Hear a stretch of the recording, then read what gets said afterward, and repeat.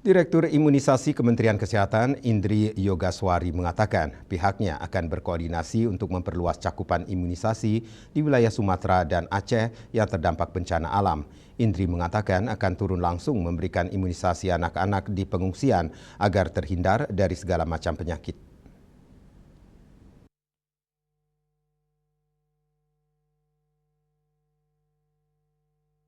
Dalam temu media, Direktur Imunisasi Kementerian Kesehatan Indri Yogaswari mengatakan pihaknya akan terus berkoordinasi untuk memperluas cakupan imunisasi di wilayah Sumatera yang terdampak bencana banjir dan longsor serta terdapat 3 target perluasan.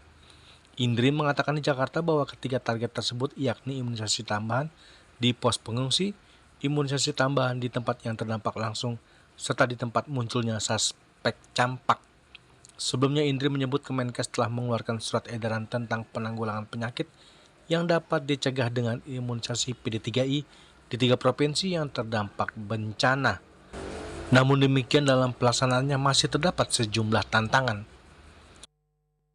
Terdampak bencana Aceh, Sumut, dan Sumbar itu dari minggu lalu tuh Mas Antirestui.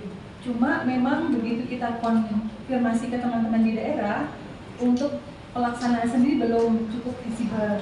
Karena satu, misalnya polisinya dia sudah banyak yang misalnya di puskesmas itu banyak yang terdampak kan. Jadi refrigeratornya pada jungkir balik kena lumpur dan nggak bisa dipakai.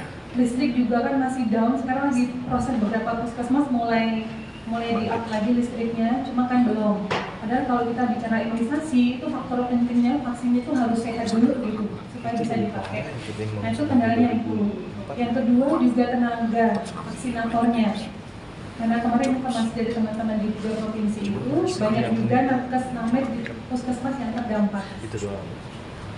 Jadi selain terdampak, yang ada juga sudah direalokasi buat melakukan pelayanan kesehatan di pos-pos pengungsian.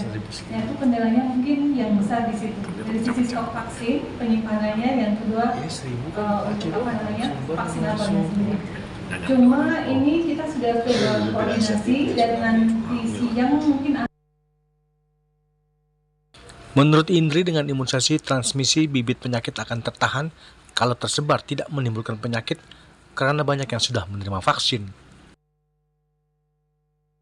Dari Jakarta, Julius Suharta dan Ketut Sumadiasa melaporkan.